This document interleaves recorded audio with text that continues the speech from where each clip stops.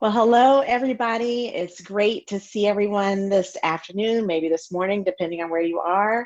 And we're certainly pleased at the March Times to be having this continuation of our webinar series around healthy moms and strong babies during the COVID-19 pandemic. And today is a really exciting day because, as you all know, we have Father's Day coming up in just a few days. And we are happy to be having this conversation today. We usually have around moms, but today we're going to be focusing on the dads, and we're very excited about it. We're going to be having a conversation with some great panelists about being a dad, what it's like to be a dad and have a baby during the pandemic, what's it like to have the baby when it comes home during the pandemic, and just everything about fatherhood that's so important. And now's the greatest time ever to focus on how we can impart some fatherly advice. And we have some great guests to do that today. So I'm really pleased to be joined by them. I'll introduce them in just a minute. Just want to say too that we are so pleased to have the support from Merck for Mothers for these webinars and to be able to bring this kind of content to all of you all. So thank you, Merck for Moms, for being a great supporter of the March of Dimes. Just a little bit of context, this is, we're still in the midst of this pandemic. As most of the experts would say, we're still in the middle of a first wave, and there are lots of states that are getting hit very hard right now that maybe weren't hit as hard as they were in the last couple months. So obviously we're praying for a lot of communities and praying that everybody will stay as safe as possible during this very, very challenging time. But now we also have another issue that we're all dealing with and wrestling with, and that's really having to do with a lot of the social and racial unrest that's going on, dealing with racial injustice and things that have been with us in this country for many, many years. And we are at a moment in this country where we are really all trying to wrestle and grapple with what this means for us and how we move forward, and how we improve on this country's history of racial injustice so that everyone has access to a great quality of life. And that includes moms and babies and dads as well. This is really a daunting time. It's really a challenging time.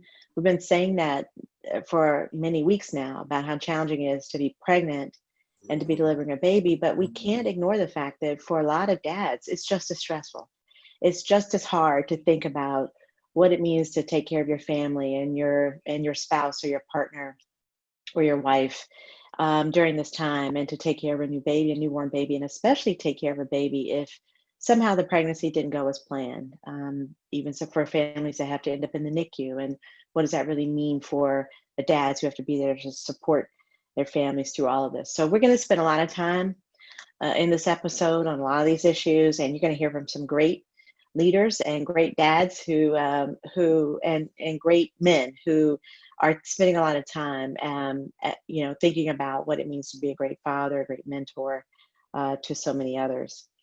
We also want to just remember and take a moment to think about the fact that there are a lot of dads who don't have babies today, who may have been pregnant with their spouse and the baby is no longer here. They may have experienced a loss or miscarriage. And we want to give a special recognition to those dads for whom Father's Day may be particularly challenging and very difficult for them to experience what it's like to go through without their baby. I also want to recognize another issue that we've been spending a lot of time talking about, and certainly the March Times is very focused on. That's the issue of maternal mortality and morbidity. What that means is the mother who dies as a result or comes close to death as a result of pregnancy and childbirth. But there are some fathers today who are raising their children alone because the mother did not survive pregnancy or childbirth. And this is particularly challenging. And we also want to recognize that they're going through a level of pain themselves. And the March Times wants to recognize their experiences, and also recognize that their experiences are fueling our ability to make a difference in improving maternal health for those women and those babies and those families as well. In recognition of all that, we actually have a great friend who could not be on the webinar today. He actually will join us on our webinar in a couple weeks, I think. but one incredibly articulate and incredibly powerful spokesperson for this issue around maternal mortality is a dad himself. His name is Charles Johnson. He's a great friend of the March of Dimes. And we want to show just a quick video of Charles so you can hear his story. I was lucky enough to meet a woman that absolutely changed my life, right? And so when we talk about my wife, Kira, we're really talking about sunshine personified. We were ecstatic when we found out we were welcoming our second son, Langston, in April of 2016. So on April 12th of 2016, we walked into Cedars-Sinai for a routine scheduled C-section, and we walked in for what we expected to be the happiest day of our lives and walked straight into a nightmare. Shortly after our son Langston's delivery, he shows up perfectly healthy, 10 fingers, 10 toes, super handsome, looking just like me. It doesn't get any better than this. They take us back to the recovery, and as I'm sitting there watching Kira rest, as I look down, I begin to see blood coming from the catheter by Kira's bedside. So this is around 4 o'clock in the afternoon. I bring it to the attention of the doctors and the nurses at Cedars. They come in, they assess Kira, and they order tests, including blood work and a CT scan that was supposed to perform a stat. Hours go by, 5 o'clock comes, 6 o'clock comes, no CT scan. And it wasn't until after midnight that they finally took Kira back for surgery. After allowing her condition to deteriorate as me and my family and her family begged and pleaded for somebody to just help her. And when they finally took Kira back to surgery, and they opened her up, there were 3.5 liters of blood in Kira's abdomen for where she'd been allowed to hemorrhage for almost 10 hours. And her heart stopped immediately. In this country, with all that we have, that if we are not protecting mothers and babies, if we can't get this right, then what are we doing? So that's why I fight for maternal health.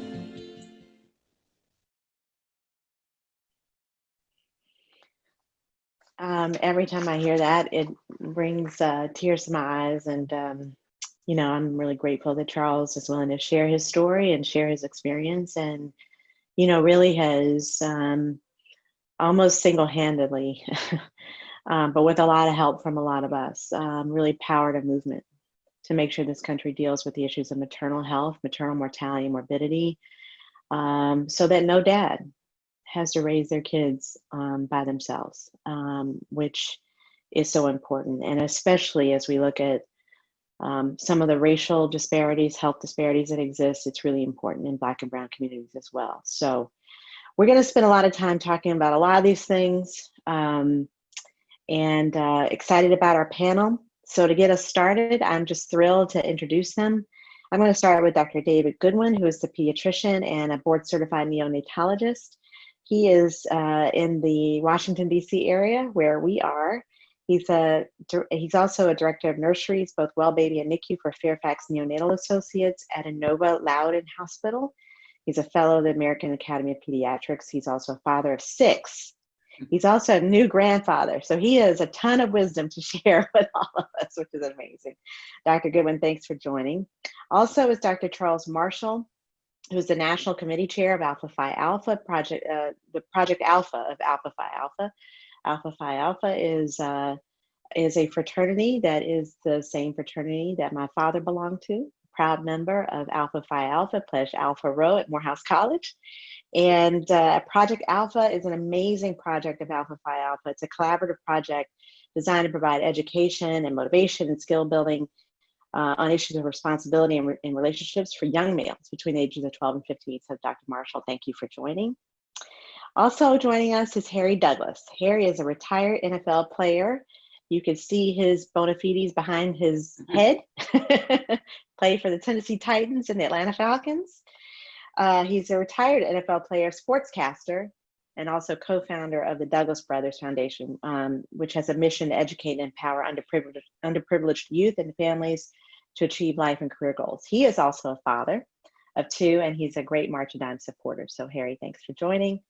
And then Rob Hubel is a well-known actor and writer. He's currently starring as Leo on HBO's I Know This Much Is True. He has a very interesting story to share as well. His daughter was born 3 months premature, and he is a March of Dimes dad, and he's a March of Dimes advocate, and we're also so grateful for Rob for joining. So I'm just going to simply moderate this discussion because I know you all are going to be excited to hear from all of these panelists. And I'm going to start with Dr. Goodwin. David, if you don't mind. No problem. As a neonatologist and a pediatrician, you bring a ton of experience around the medical field, obviously, with babies, and you have a wealth of experience as a dad and a grandfather yourself.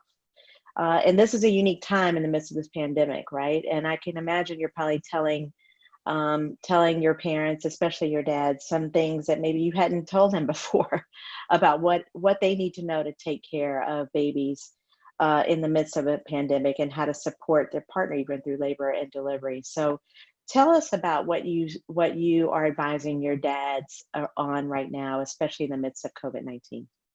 Well, I think this is a very critical time for dads because most hospitals are limiting the people that can come into the bedside with the mothers, either in labor and delivery or in postpartum. So where moms used to have a lot of support from doulas or maternal grandmothers or other sources, they are really reliant upon their partner to be there for the delivery. So I think it's very critical for dads to understand that, to get involved early in the pregnancy. Some obstetricians are sort of limiting access, so you have to determine what you can do with the mom to see when you can visit. Some of them are doing video conferencing or telemedicine. Certainly could be involved in those kind of things. And then just to get a better understanding of what they need to do after delivery and be there and be the supportive person that their wife needs or their partner needs as they go through the labor and delivery. And so what are some of those things that they can do to be supportive? I mean, and especially, especially when the baby comes home too, what are some of the specific things that dads can really do to be most supportive at this time? I think listening, finding out what the mom needs, to be aware, to be available, because they're not going to have other people around to do things or help them out with things, to understand that it's a very trying time for the mother, physically, as well as mentally once they go home, to be able to deal with a newborn at home. So doing the little things, picking things up, bringing them to the mom, helping, get things settled around the house, making moms more comfortable, almost anything that sort of makes life easier for the mom, because mom and baby are going to be the primary focus once the family gets home. And during the pandemic, now dads have to be extra careful, right? With proper hand washing hygiene and other things Correct. Like that, right? Yeah. So, and there are some limitations on who can come visit, the social distancing and, wearing, anybody that comes into the household really should be wearing a mask unless they're a direct family member. Good hand washing around the baby at all times. And, just being aware of who's around and what you can do. That's great.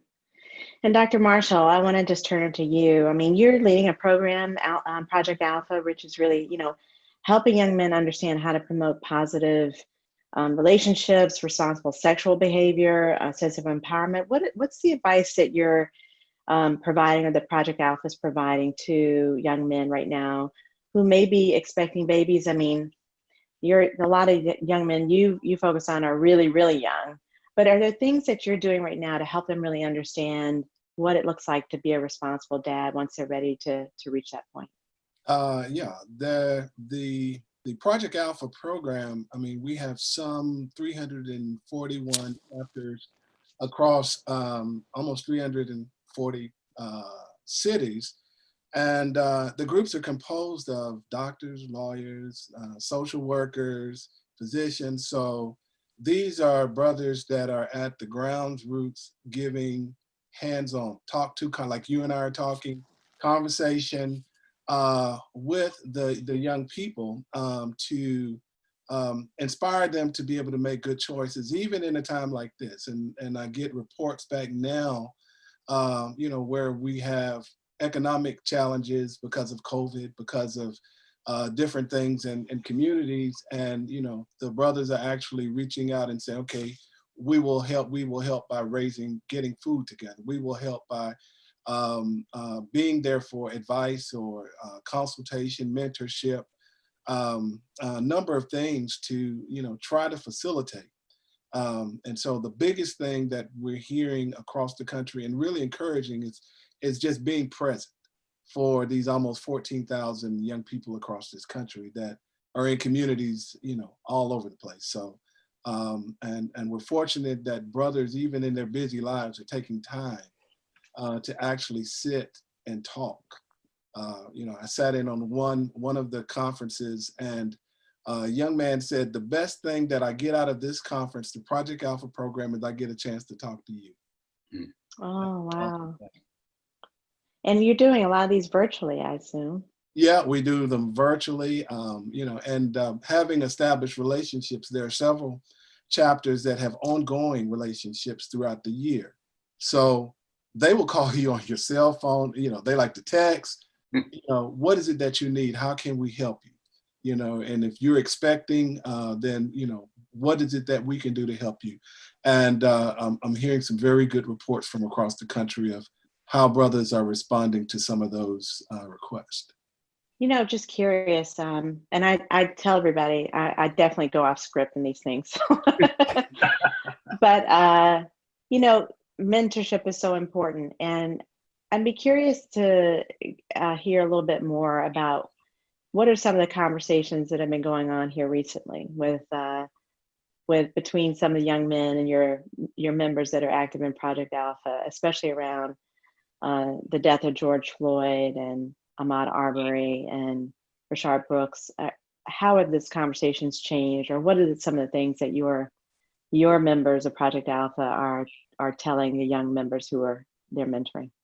The conversation is really kind of ongoing from almost 150 years of same conversation. What does it mean to be a Black man or an African-American man? And we've changed names, Negro, whatever you want to call it. But what does it mean to be that in this country? And how does this country treat the African-American man who's trying to be a good father, who's trying to be supportive of his community, who's trying to be a good citizen? And, there's, initially, and we're still having the conversation, there's a lot of frustration. There's a lot of anger but then there's also a lot of hope. As we watch the cases and we're watching some of the leadership across this country respond to the issue and say, okay, we hear you.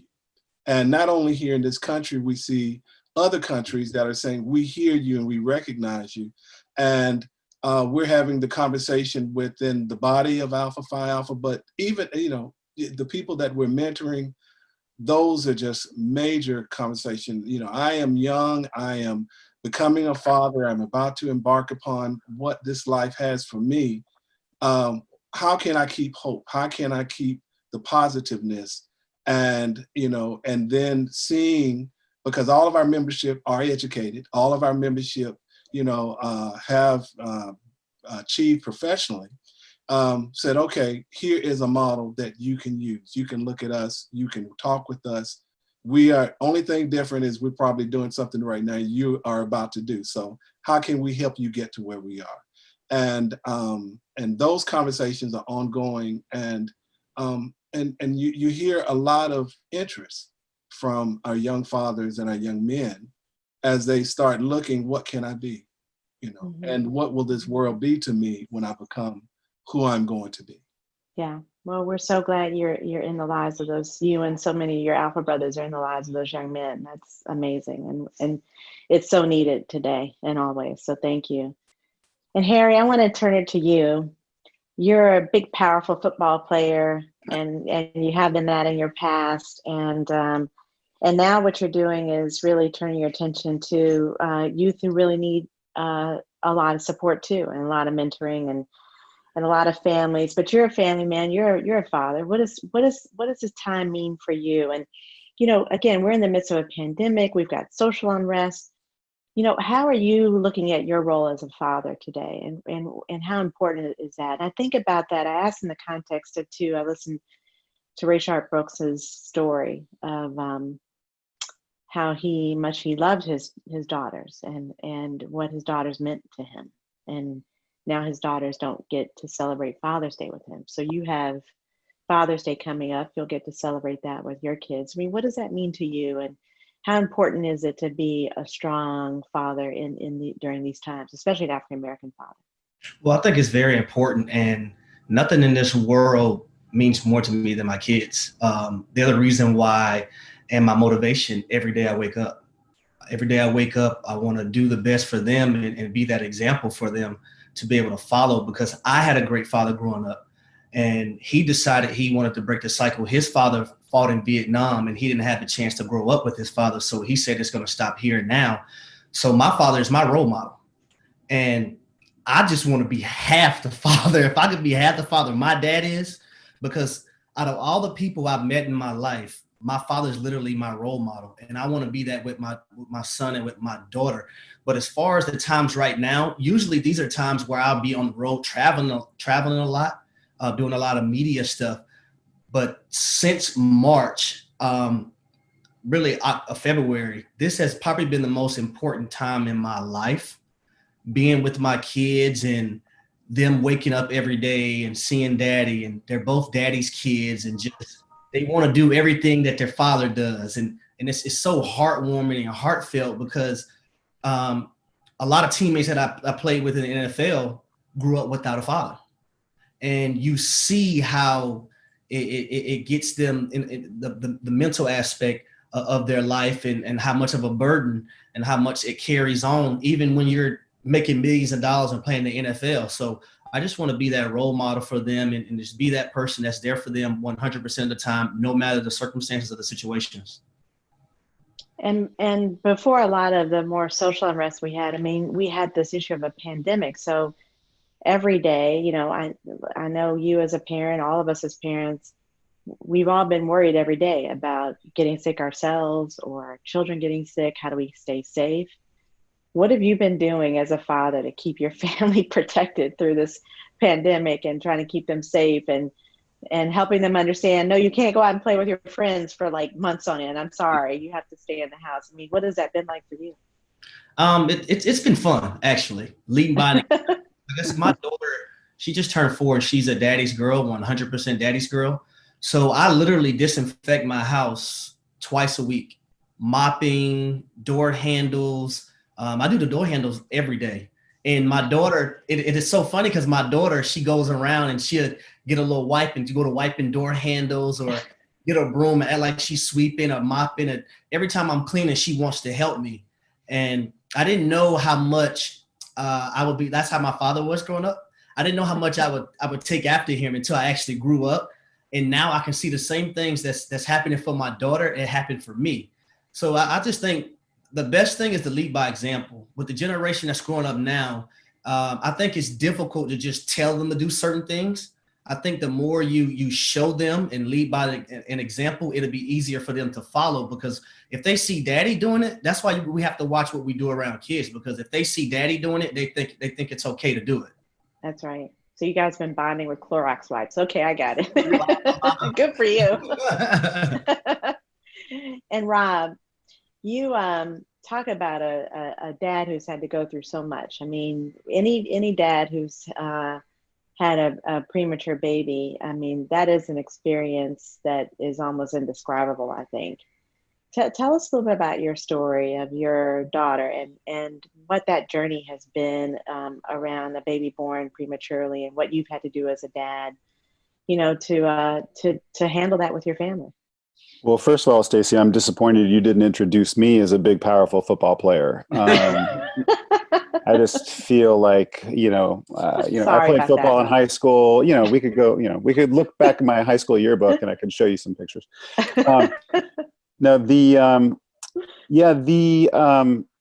My experience was really intense, and I think that people that are, especially dads that are going through this, it really is your time to shine, as a dad. I think that the role of a dad has changed. I think since I grew up, my dad was, loving and everything, but not a very I don't think my dad changed a diaper. I don't think my dad did like feedings and stuff like that. So I think that nowadays all of that has changed, and dads are really more involved. And so in such a cool way. So Yeah, our experience was our daughter was born 3 months premature.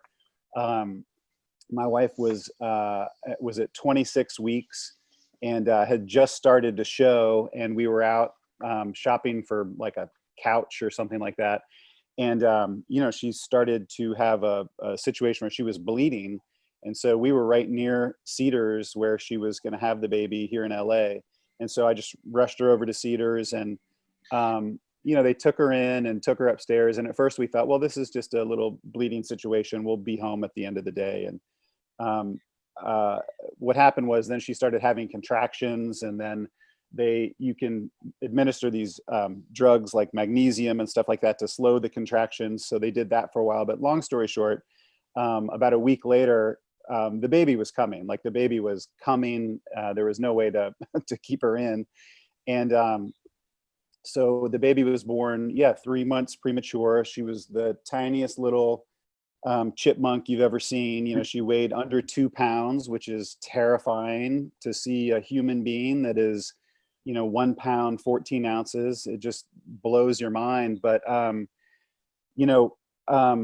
the science gives me so much hope, and to be there in the room and watch the baby be born.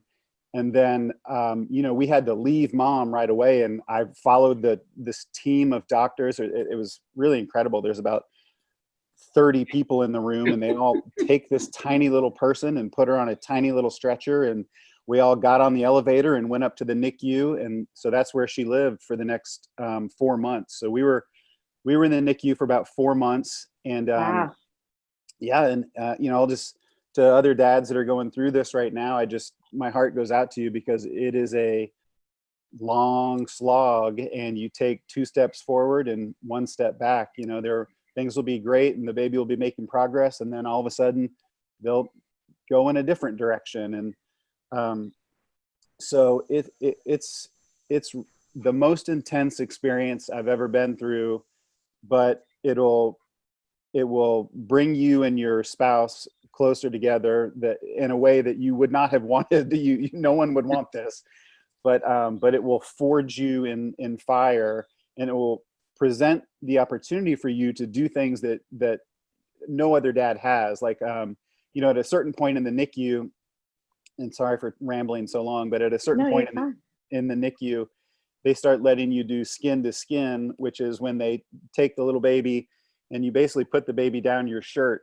And so the baby is on your skin or on your chest. And that's just so that the baby can hear and feel your heartbeat, because that is not only comforting to the baby, but it helps regulate the baby's heartbeat. So it's this crazy, we are animals, it's so cool that just by hearing and feeling our heartbeat, the baby starts to get in sync with their heartbeat. And so it's just a powerful feeling. You can imagine having a tiny little thing crammed down your shirt and giving them warmth and comfort. And so that's the moment I think that I felt like I became a dad, where you could really start to provide for this other person. Sorry, I'm not getting choked up, dads. I'm tough. No, I'm a football yes, you player. I'm a are. It's football fine. You're player. making me choked up. I'm choked up right now. Oh my goodness. But Yes. yeah, it's intense, and my heart goes out to any families that are in the NICU right now. But there are a lot of other people that are out there that have been through this, and so I encourage people to try to find community. Try to find someone else that has been through this. My wife and I would just spend time on Instagram just looking for hashtags of 26 weeker or March of Dimes or hashtag NICU, and then you could read other people's stories and get hope from that, and you would learn some questions to ask too, because there's so much going on in the NICU and it's so terrifying. But yeah, you can find other people that have been through this, that are out there, and learn to ask the right questions. So yeah, I would just really encourage you to look for that community, whether it's through March of Dimes or, it was really helpful to us to just see that other people had been through this, and their child ended up being fine. And I should have prefaced all of this with, now we are the proud parents of a monster, 5 foot tall, she's not 5 foot tall. Oh gosh.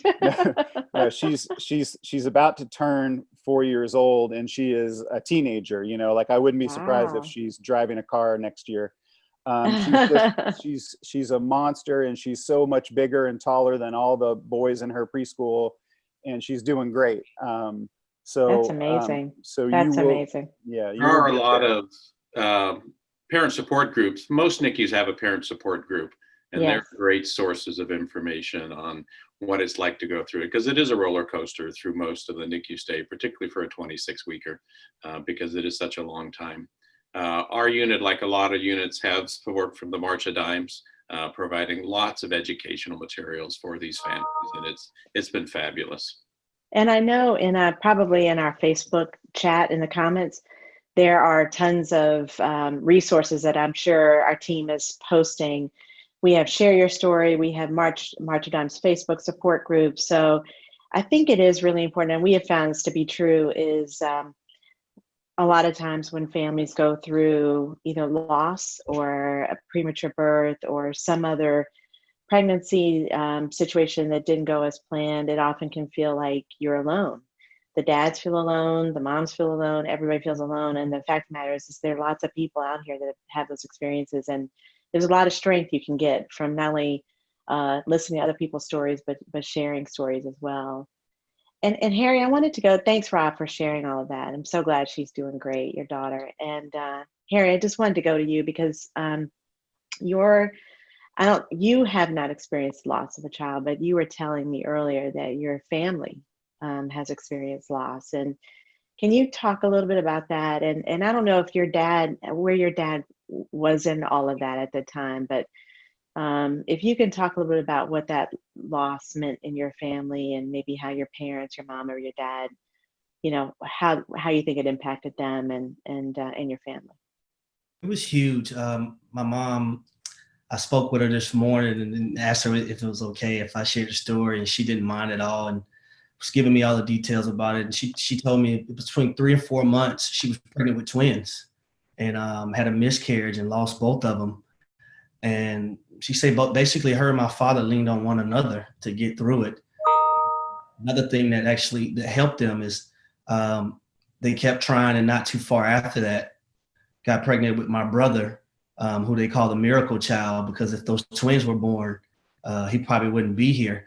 But it's one of those things where it actually, I think about it all the time to this day, because me and my brother are best friends, and I think about, God, my brother wouldn't even be here if the twins were born.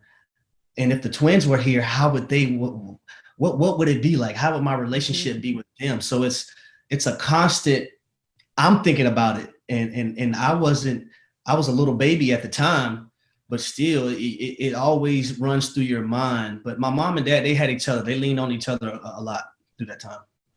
So your dad was very much there for her, which is nice, because sometimes some moms don't have that support from their husband or their spouse, their partner, and so it's nice to hear that your parents were very much together and support each other through that. And I'm sorry for the loss in your family, for sure.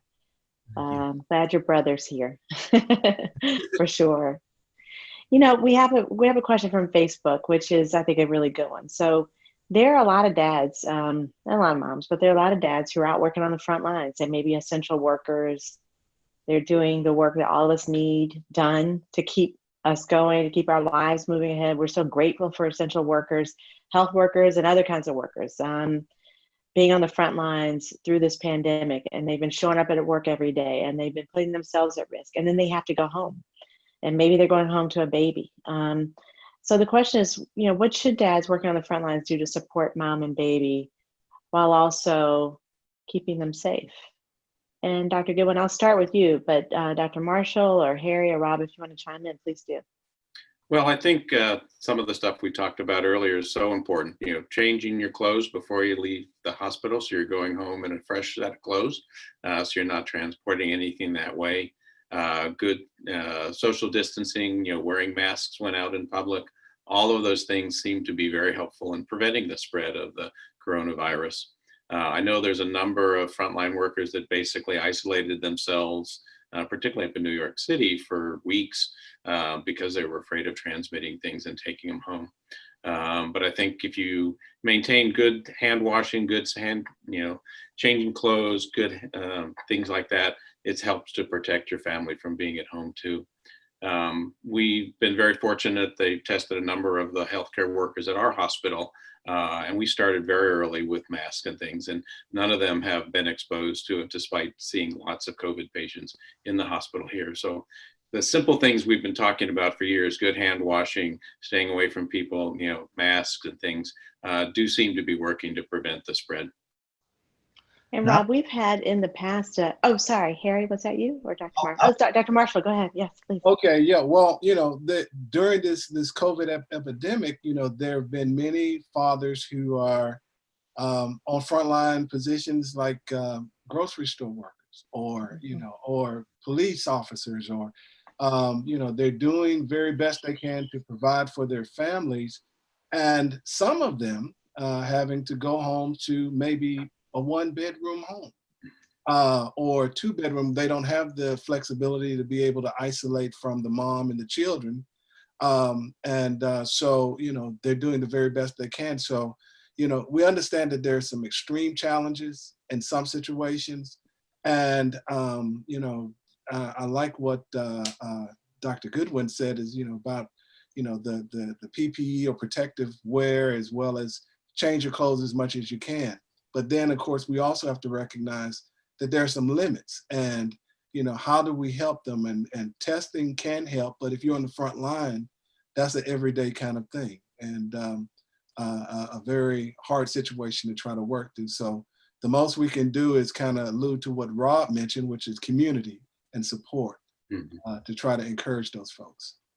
And I will add to that also. I think having the mindset that no one's exempt from the coronavirus. I think a lot of people right now, they're going back to the norm and not understanding that the norm right now is wearing your mask, being clean. That's the new norm, not what we had before the coronavirus. The new norm is what we're going through right now, and understanding that no one's exempt from it. It doesn't care how much money you have. It doesn't care what color you are. And I think once you get that through your mind and take those precautions, I think your chances of not getting it will be higher.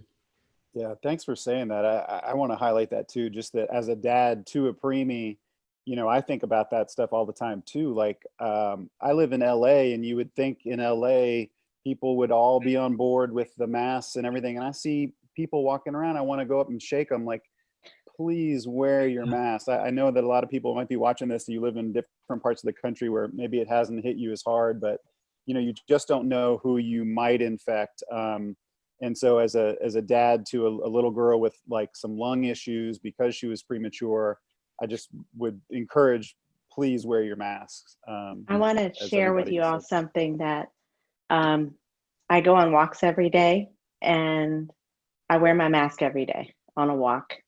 And I'm breathing hard, but I'm still wearing my mask. And 90% of the people that I pass are not wearing masks. So I decided to get this shirt. If you're not wearing a mask, you're part of the problem. So I am, and obviously at the March Times, we're a public health organization. I'm so glad to hear you guys giving such a strong message around this. We have to be wearing masks. There's nothing else, the hand washing and social distancing, yes, all of those things. The mask wearing, if that's the best we know to do now, then we just have to do the best. And here, your point, that's our new normal.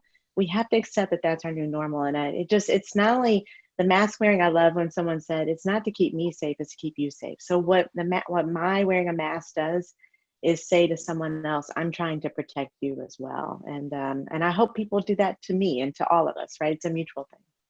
Yeah, and it doesn't, I saw one thing on the news about everybody puts a shirt on and pants on when they go outside, and that's not a political statement.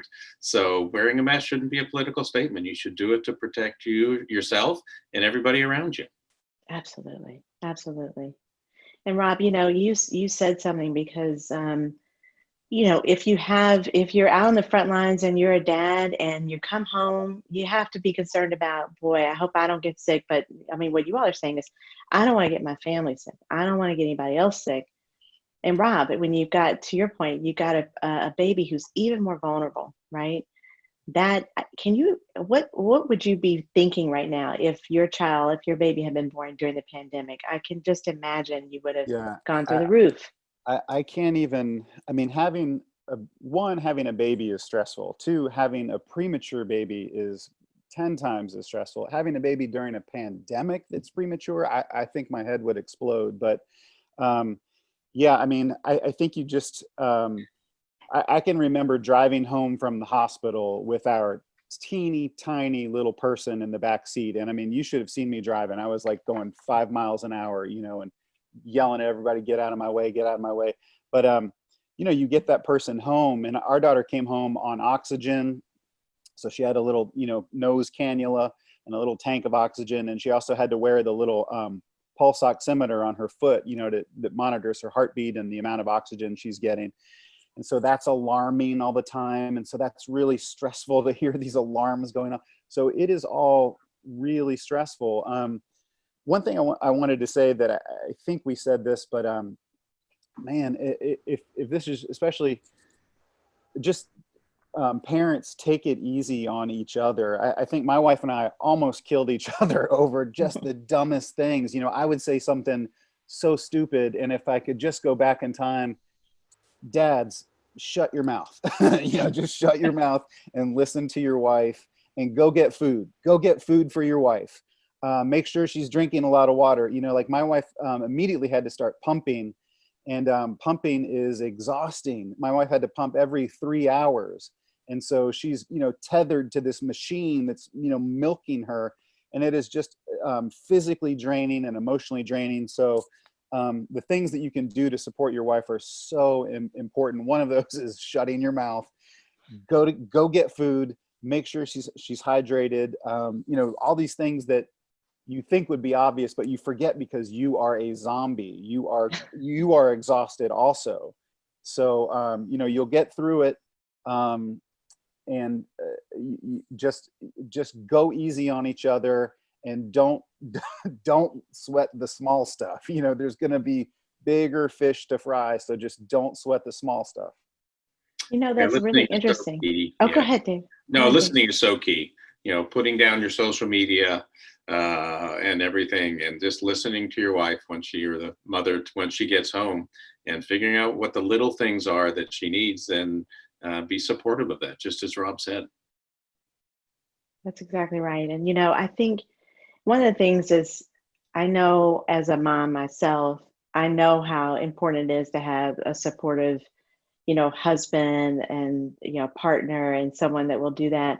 And then I think as you're talking, Rob, I was thinking, yeah, but the dads, we got to have self-care for the dads too, right? Because you guys go through a lot, you go through a lot. It's a lot of stress, it's a lot of, I think sometimes dads all put almost more burden and responsibility on themselves because they feel like they got to be the strong one in the house. But after a while, it gets stressful, doesn't it? I mean, what do you guys do for self-care? And even on the mental health side, I think it's something we don't talk a lot about, but I think dads really do need to pay attention to that. Wouldn't you say, Charles? Would you chime in on that? Oh yeah, I mean, it again, community helps. I mean, you're going to need support. Men don't like to ask questions. Guys, that's right. But the thing is, if you don't know, ask somebody. There's somebody who's probably experiencing the same thing, and we find that having the conversation, with the buddies or the guys that you feel comfortable with, and then you may even have to go outside your box to find somebody who may be able to address what you're going through. But you're not in it alone. You're not the first one to walk on this earth and experience it. So, the thing that we encourage is have the conversation, talk about it. One thing that I found really helpful, I don't know if anyone else does this, but when we first came home, my wife and I just started sleeping in shifts. So my wife would be up for 4 hours. I would sleep for 4 hours. So we would just trade on and off, because without sleep, you will go crazy. You will become an insane person, and you will be not helpful and not effective as a dad. So if both of you can try, sleep is just so important, and it's impossible to get when you have a baby. So so that's what we did. We slept in shifts. And then, you know, I would take walks. My wife would take walks just to get out of the house, because you do start to go a little cuckoo at the beginning, until you kind of get into your routine. So take walks, talk to your friends on the phone, try to get some sort of support, but the sleep thing is real. I mean, it is real. So we tried to trade on and off, you know. What Rob says is very, very key. You're going probably 100 miles per hour, and your brain is racing so fast. You have, even if it's 25, 30 minutes, you have to take that time to just let go and just recharge. It's just like putting gas in the car. When you go on E, you got to refill your tank. Just like when you're working out, when you're tired, you got to refuel your body. You got to drink more water. You have to get away, even if it's for a small amount of time, and just clear your mind, and then go back so your mind is clear, so you can attack it the best way possible. And as Dr. Marshall said, ask lots of questions, even when you're in the hospital. The physicians and nurses and support staff are all there to help answer questions. I'll tell all the patients as they come in the NICU, there's no silly questions in the NICU. Anything you see that's bothering you, ask about, because oftentimes there's a very simple answer, and you don't have to sit and worry about it anymore then. You can take that one little thing off of your big block of things that you're worried about. One thing that I would love to tag on to all of this before I forget, just for dads, and I know we've talked a lot about like looking to other people that have been through this, and trying to find that community. One thing that I will say is try to not compare your baby to other babies. And what I mean by that is every single baby is totally different. And so they all have different challenges. And like our daughter had lung problems, and, you know, she was born so early, she had to grow her lungs, you know. But there are also a lot of times with micro preemies like that, they have heart problems, or they can have brain problems. So when we were looking around the NICU, and you can't really ask the other parents, they don't like for you to chit chat with the other people, and the doctors aren't going to tell you what's going on with those people over there. So in the NICU, sometimes people kind of stick to themselves because they're so terrified. But so my advice is, don't compare your baby to other babies. Your baby will do its own thing. Nature will take over. They are strong, and they want to fight. Like babies, there's something about them. They just want to fight. They want to live. There's something really beautiful that happens in nature where they fight. They just fight to live. And so yeah, but just try not to compare your baby to another baby's progress, because they all make progress at different points in time, and eventually it's all going to even out. You know, when they're 3 or 4, it's all going to be fine, but the first few stages are all different. So just don't compare them. That's great advice. And, you know, I want to pick up on that, Rob, because I think, I know this is true as a mom, but I know it must be true as a dad too, that there's some things that you know now as a dad that you wish somebody had told you before the baby came. So tell us, and Harry, I'm going to ask you first, what's the one thing that you wished another dad or someone else had told you before you became a dad yourself that would have helped you so much? There's no amount of money or anything that can prepare you for having a brand new baby. It doesn't matter how financially stable you are. It doesn't matter how prepared you think you are. You are not prepared for that little one when they come home. And one thing I noticed with my kids, and Rob, to piggyback off you again, every child is different. Mm-hmm. My 4-year-old and we look at them all the time, and they are so different in so many ways at the stages they were. My son, he's 11 months now, and my daughter was 11 months. We look at how different they are. Like right now, he's more relaxed. My daughter was all over the place, but I never try to compare my kids, like Rob was saying, because I don't want to. You don't want to create insecurities within your own home. Because Mhm. our job as parents is to give our kids their confidence so they don't have to go outside the home and seek it anywhere else. So they're just different. Just accept your child for who they are. And I promise you they can grow better that way. Yeah, I agree 100% with Harry. All 6 of mine have taken very different paths. I think it's very important not to try and push people on a single path. Let everybody kind of find their own way as to what they want to do. I've got a son that's an engineer, one's a doctor, and daughter that's in the Army. Everybody's taken a different direction. But I did ask my 2 oldest sons what they learned from me, just to kind of get an idea. And they said basically, being yourself and putting family first throughout your life, no matter how busy you are, everything else, family needs to come first, and you need to be there for them. And going back to listening again, listen to them when they need you to be there. Listening is so important. Charles? Time, I would agree with both of these guys here that, time is probably one of the biggest things that you can invest in your child, bringing them home when they grow up. And even after they've gone, you're still going to find yourself. And Charles, you're a father figure to so many too. So you have the experience of being a father to so many young men in so many ways, right? And Charles, and for so many young men that may not have a father, I mean, the fact that you and so many other members of Alpha Phi Alpha stand in that place, right, as almost like a father figure for so many young men, I think it's really an important. That must be an incredible experience. It is an incredible experience. Several years ago here in Atlanta, we had Dr. Cornell West come and speak to almost 400 young men. And we had a 14-year-old to stand up in the middle of, he could ask any question he wanted to. He said, what do I do when I don't have anybody close to me that I want to be like? Who do I look to? Mm-hmm. And it was a real question. And the thing that we responded with is, number one, we need to get your name. We need to find out who your mom is, because from this day forward, you're not going to have to ask who can you look to, because somebody is going to know your name and you're going to know them.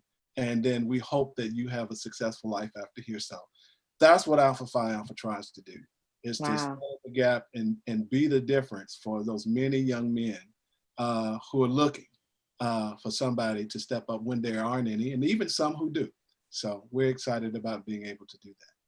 That's incredible. And Rob, do you have any other last piece of advice? Or what's the one thing that you would have, other than what you just said, is there another piece of advice you wish you had gotten before you became a dad that you know now?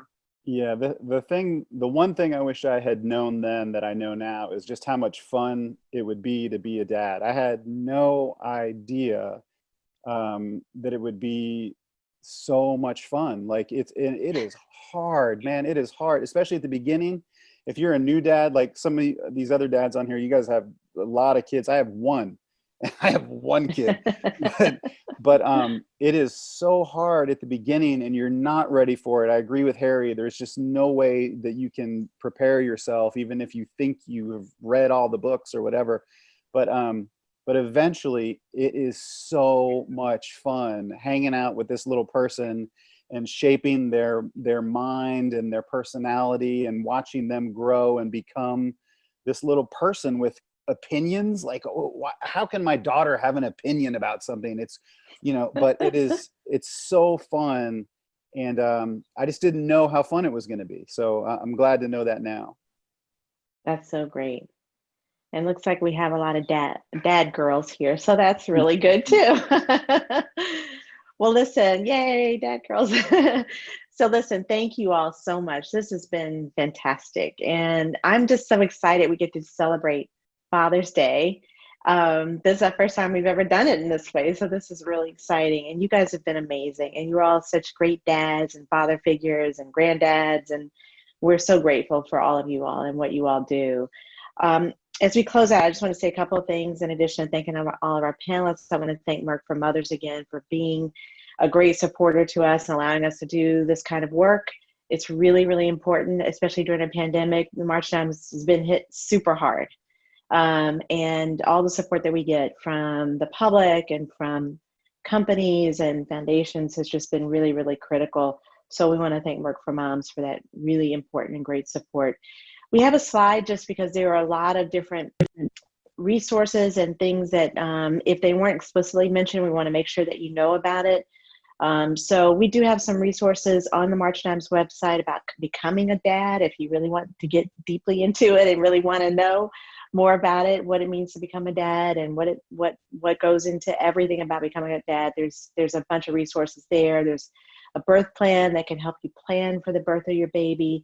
A lot of information on COVID-19, as we mentioned, staying as safe as possible and keeping your baby safe is numero uno job of any dad. So please look for that information. Also, the American Academy of Pediatrics has information, the CDC has information, AAP Healthy Kids at healthychildren.org has more information. Fatherhood is so important, and this conversation really reminds us that, as parents, babies need us now more than ever. I mean, this is a very critical time. We want to help make sure that all parents, especially dads, have the support you need to take care of your baby, take care of your family during the pandemic, do all the things that you want to do, support the moms in your life that are there trying to take care of the baby as well. We want to encourage everyone, if you love what you're seeing in these webinars and want to support the work of the March Dimes, please don't hesitate to support us. We actually have a whole push for fundraising through Father's Day. So if you would like to join us in this big Father's Day push, please join us and please give to the March of Dimes. And join us again on June 25th. We'll have another one of these webinars during our Healthy Moms, Strong Babies during the COVID-19 pandemic. And on June 25th, we're going to be talking about where to give birth during COVID-19 and keeping moms and babies safe. A lot of parents are very much wondering, oh boy, should I stay at home to have the baby? Should I go to the hospital? Is it safe to go to the hospital? So we want to really work through all of that. What does it really look like? How should you be thinking about your planning and your decisions around when you're ready to give birth? So thank you again so much for joining us. Thanks to the panelists for being here with us and supporting this great work and sharing your stories and your voice. We really appreciate it. And happy Father's Day to all of you all and to everyone. We wish everyone a great, happy Father's Day. Thanks so much. Thank you. Happy Father's Day. Thanks, everybody. Father's Day. Okay.